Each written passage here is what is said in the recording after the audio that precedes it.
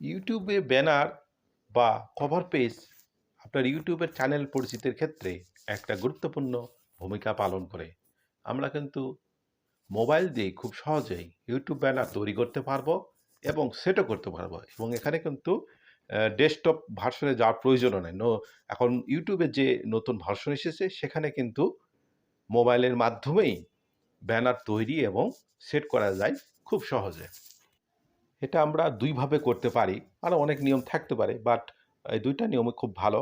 এর মাধ্যমে একটা পিক্সেল ল্যাব অ্যাপসের মাধ্যমে আমরা কিন্তু এটা করতে পারি। আমরা দেখাচ্ছি কিভাবে এটা আমরা করি।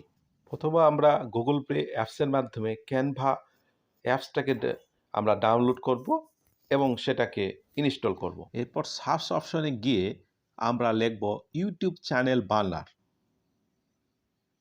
আমরা এরো চ্যানেলে দেখাচ্ছি ইউটিউব বার্নার চ্যানেলটা সার্চ দিব, তাহলে আমরা অনেকগুলো অপশান আমরা পাবো। অনেকগুলো এখানে আমরা ডিসপ্লে দেখতে পারবো। তার মধ্যে অনেকগুলো আছে পেড। যেহেতু আমরা নতুন নতুন চ্যানেল খুলতে এসেছি, কিন্তু পেড আমরা দরকার নাই।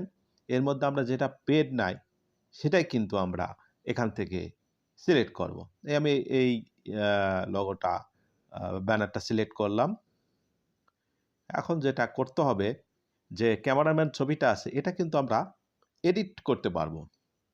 এডিট অপশানে গিয়ে আমরা ছবির উপর ক্লিক করলে কিন্তু অপশান চলে আসবে এবং গ্যালারি থেকে আমরা আমাদের চ্যানেলের লোগোটাই সাধারণত দেওয়া হয়। অন্য কোনো ছবি আপনারা ইচ্ছা করলে এখানে কিন্তু অ্যাড করতে পারবেন। আমরা এখানে চ্যানেল লোগোটা অ্যাড করতেছি গ্যালারি থেকে। গ্যালারি থেকে সিলেক্ট করার পর এখানে চলে আসলো ছবিটা, গ্যালারির যে পিকচারটা। আমরা এখন যে লেখা কি আমরা লিখবো, আমাদের চ্যানেলের নাম লিখতে পারি বা অন্য যে কোনো কিছুই লিখতে পারি। আমার চ্যানেলের নাম লিখবো, যে আমার চ্যানেলের নাম ফ্রি ওয়ার্ল্ড। আমরা এখানে ফ্রি ওয়ার্ল্ড লিখলাম, বা চ্যানেলটা কি ধরনের সেটাও কিন্তু নিচে লেখা যাবে, সেই অপশানগুলোও কিন্তু আছে।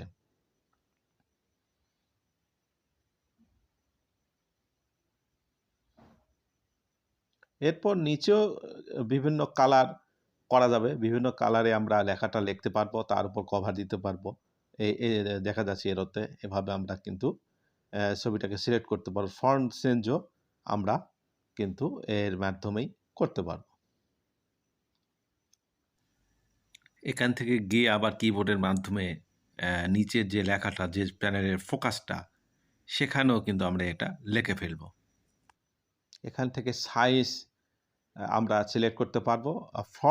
ফন্টও আমরা এখান থেকে অপশান দেখা যাচ্ছে, ফন্টও আমরা বিভিন্ন ফন্ট আছে, সেই ফন্টগুলো কিন্তু আমরা এখান থেকে সিলেক্ট করতে পারবো খুব সহজেই। এখন যে কাজটি করতে হবে, যে নিচে তীর চিহ্ন আঁকাতে ডাউনলোড হবে, সেখান থেকে ডাউনলোড করতে হবে।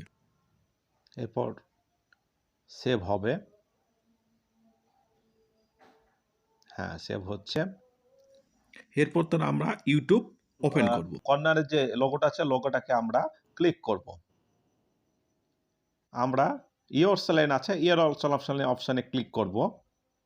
এরপর দেখা যাচ্ছে কলমের মধ্যে চিহ্ন, ওখানে ক্লিক করব।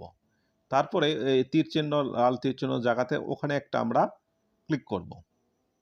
তারপর থেকে আমাদের কাঙ্ক্ষিত যে ফটো গ্যালারিতে রয়েছে সেখান থেকে আমরা কিন্তু ছবিটাকে নিয়ে আসব। নেওয়ার পর দেখতে হবে এটা কিন্তু বর্ডার লাইন আছে, এই বর্ডার লাইনের মধ্যে কিন্তু এই ছবিটাকে রাখতে হবে, তাছাড়া কিন্তু আমরা ভালো ব্যানার তৈরি হবে না। এভাবে আমাদের ব্যানারটা তৈরি হয়ে গেল, সুন্দর দেখাচ্ছে ব্যানারটা। ল্যাব পিক্সেল ল্যাব অ্যাপসের মাধ্যমে কিন্তু এটা আমরা করতে পারি, সেটা হচ্ছে পিক্সেল ল্যাব। এটা কিন্তু পিক্সেল ল্যাবটা প্রথমে অ্যাপস থেকে ডাউনলোড করে ইনস্টল দিতে হবে। থেকে ইমেজ সিলেক্ট করব, সেটা হচ্ছে কি সিলেক্ট করব, ইউটিউব চ্যানেল ব্যানার।